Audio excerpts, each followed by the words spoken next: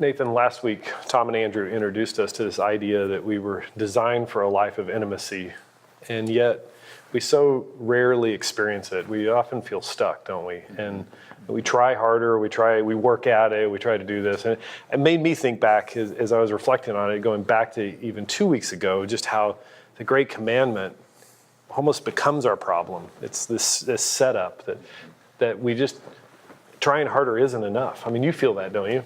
Oh man, and I've tried, right? And we've all tried. And the reality is there are certain things that you can just try and try and try, but not actually ever make any progress or accomplish. I think back when I was a kid, for example, I grew up in a small town. In small town life, school sports is everything. And both my older brother and older sister, they were the stars of the team, right? And so I wanted to be a part of that, but I was the fat kid. That's who I was. Don't laugh. Still is a point of pain. And I tried, right? I tried hard. I tried every sport that I possibly could, and you can only hear the phrase "run faster, fatty" enough, And it doesn't matter how much you try. I could try to run faster. I could try to jump higher, but I just physically couldn't do it. Yeah, and the trouble is when we try to take that idea of trying harder into this area of loving what Jesus loves, because we can't do it, we can't accomplish it on our own. What ends up happening is we either go in one of two directions. We either begin to just live a nice religious lie, we become hypocrites, we fake it, we pretend, or we think that we've accomplished it so we can look down on everybody else, or we just give up altogether in despair. Yeah, it seems to lead to a pretty important question. So, and I know we've been asking that throughout these sessions, but just how do we, push it a little further, how do we live this life that God designed for us, this life we're longing for? Yeah, I think it's really important, as you've talked about, we all wrestle with this deep gap between the life we long to live and the life we live, and we feel it, don't we? We feel it like this deep longing, and so the sense is that we're going to just suck it up, we're going to, just make it happen. Run faster, fatty. Yeah, run faster, fatty. We're going to use that. As pastors, we often communicate this, don't we? I mean, even we imply that, and people hear us in messages and saying, here's the bar, here's all this good stuff in the Bible and what Jesus did, and be like Jesus. And the 6 bullet points. Yeah, we just think, I just got to do this. So suck it up, be more committed, more committed. And the reality is that sets people up for great failure. And we need to understand how we need to approach the Christian life in a very different way, of training better versus just trying harder. Yeah, it seems like there's something too for us to make sure we're remembering in this, that it's not just our work. It's a work that's being done to us. And it comes to mind Paul's letter to the Romans, Romans chapter 12 in particular. And I'd love to take just a moment to read it. In there, Paul writes, he says that I appeal to you, therefore, brothers, by the mercies of God, to present your bodies as a living sacrifice. There is a work for us to do there, right? Holy and acceptable to God, which is your spiritual worship. Do not be conformed to this world, but be transformed by the renewal of your mind, and that by testing you may discern what is the will of God, what is good, acceptable, and perfect. So there is some element of effort. There's some element of we're trying, right? But yet it's not enough. And so help us understand, why is this living sacrifice? What does this look like for us? Yeah, well, we've got to keep in mind that even when we get to Paul here, that grace is opposed to our earning, that we can't earn it. And so sometimes that we resist the desire, the urge to try or to work or to put effort into it. Yeah. Grace is opposed to earning, but it's not opposed to effort. And that's so clear from what Paul's saying, right? Because there's two sides of that, even as you pointed out as we read, right? Yeah. That we present ourselves, so there's an action that we do, that we have to present ourselves before God, and that involves effort, work. Paul's not saying that's going to be an easy thing for us. Yeah, that's good. And yet ultimately, that the transforming work, right? That we can't transform ourselves, we are being transformed by the renewing of our minds, that there's something outside of us enabling this to happen for us.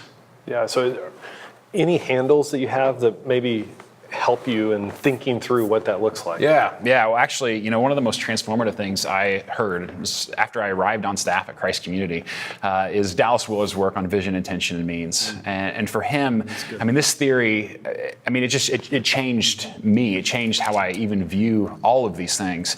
And his theory is basically that if you want any change in your life, no matter what it is, whether it's a better golf swing or to stop being angry so much, even to run faster. Or even to run faster. Yeah, if you actually want to run faster, three things have to be true. You have to have the vision, the intention, and the means. And no change happens without all three of those. And so the vision then, for us here as we look at this life is to know what Jesus loves, to see it, to get a glimpse of it, to understand from his word the things that he has designed us for, created us for, and to actually see them as beautiful, as worthwhile, as the good life, yes. to go and want that.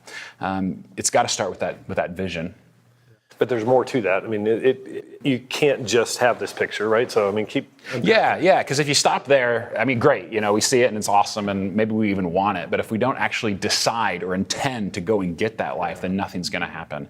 That there has to come a point in your life, in your mind, when you say, not only is this beautiful, this is what I want for me. And this is what I'm going to go and get. I think this is where I love in Dallas's writing, this is the place that often breaks down for people, is there's this picture of the good life or this picture of the life we're longing for. And there might even be that understanding of how to go after that, but it's just actually intending to go do it, right? Yeah, you've got to make the decision. And yet, even so, we stop right there. And I think that's where we put kind of this trying hard. That's usually the third step for most of us. So we have the vision, we have the intention, and then we're gonna do it. I'm not gonna be angry anymore. I'm gonna stop. Good luck. Yeah, right. All of those things. And this is where Willard, to me, has most brilliant, has shaped me, is this idea of the means, that we have to have a means to actually do it. We have to have the ability.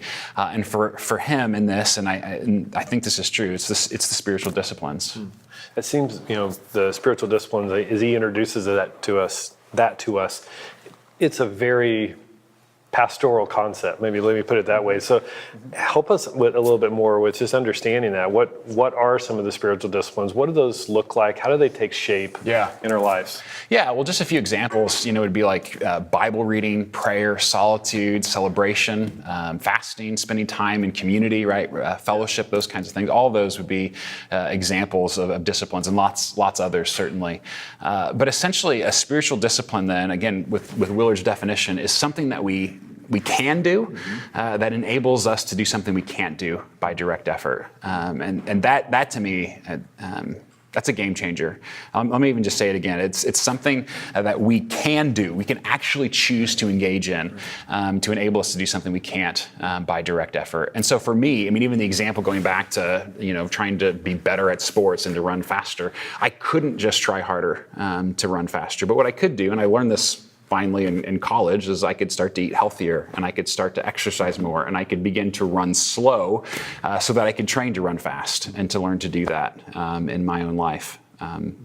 An example then with the spiritual disciplines when we're practicing together as a church this week is the discipline of fasting, which for some people probably sounds like a really strange thing to do, right? To skip a meal or to skip a whole day of food. Like, what does that actually accomplish, But the reality is I have all kinds of appetites within me. Many of them are way out of whack or have the potential of becoming destructive. And whether it's the appetite of food or drink and becoming an idol, whether it's lust or social media or shopping and collecting stuff, right? We have all these appetites that are out of whack or could get that way in our lives.